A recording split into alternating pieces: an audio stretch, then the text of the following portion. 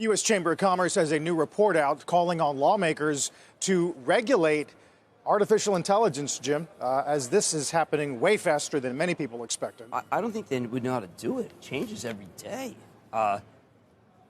When you look at if Google couldn't figure it out, it's happened so quickly.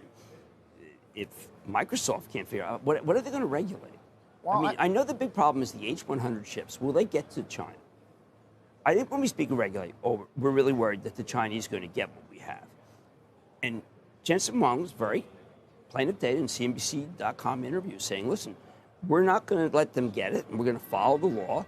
So if they want to regulate, what they should be doing is find a way to make it so that third parties don't sell to China. Because otherwise, regulating what's done with it, what are you going to do? It's still freedom of speech. Yeah. CNBC's got a piece up this morning on ASML and the Netherlands. I know. Sort of following the U.S. lead in restricting access of U.S. technology and Dutch technology to China. But I'm thinking back to the 60 Minutes piece on Sunday where Leslie Stahl talked to OpenAI, and they said, you know, maybe we need like an FAA or a regulatory body that continues on domestically to regulate these things. Well, what are we trying to stop?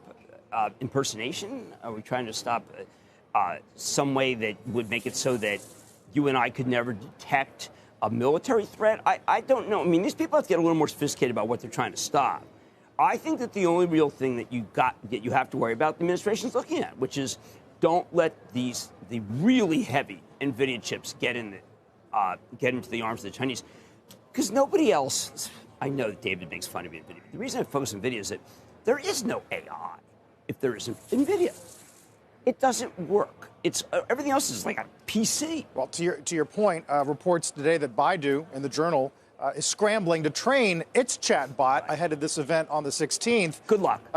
They don't have it unless they stole it. But they can't. Look, they can stick. The biggest worry, and I don't want to put it out there in a way that sounds bad. Taiwan Semi gets taken over by China. Taiwan Semi makes the NVIDIA chips. The NVIDIA chips can no longer be kept from China. Okay, you want to regulate? Go take this. I don't know. Create a 9th fleet and put it right there. I don't know. 7th. Send the 6th. Send every fleet, because that's the real worry. Right. As for the pace of innovation, we've been talking about whether this is hype or whether this is real. Right. Eric Schmidt, of course, Google fame, talked about how much of this is actually important to watch. Take a listen. I'm used to hype cycles, but this one's real in the sense that enormous amounts of money are being raised to implement and build these systems. The sense to me is that this moment is a clear demarcation, a before and an after. What we are doing is working on systems that will affect the way people perceive their world. And I think the best thing for America to do is to follow American values, which include robust competition with government funding of basic research and using the innovators, including the folks to my left, to actually deliver on this. His point is good, is that the world doesn't necessarily follow U.S. values. No, and I think that when you talk about what's going to be done with this, I like what Ginny Rometty said in her new book that just came out, Good Power. There's power, and the people who have power can use it bad. And then there's good power, and people use it good, and we think in our country we're good power. But it's quite obvious that if I can make someone say something, and you think it's that person, but it isn't, I can cause a lot of havoc. But I can also cause a lot of it just by lying and get things done. I mean, we have to figure out, look, you want a group of public-private people who opine? We could do that. Who are they backed by? Well, that's one thing about Schmidt in particular, is he's got a lot of investments, which Ayman Javers has reported on in the past, and it colors his commentary to some degree. But we also don't want the poorest person in the Senate, that was President Biden, making a judgment, okay, this is good AI, this is bad AI. Look, it's just keep it right now. It's military versus non-military. Because we don't want, these things can make amazing weapons. And that's what we have to worry about. All the other stuff we can get worried about.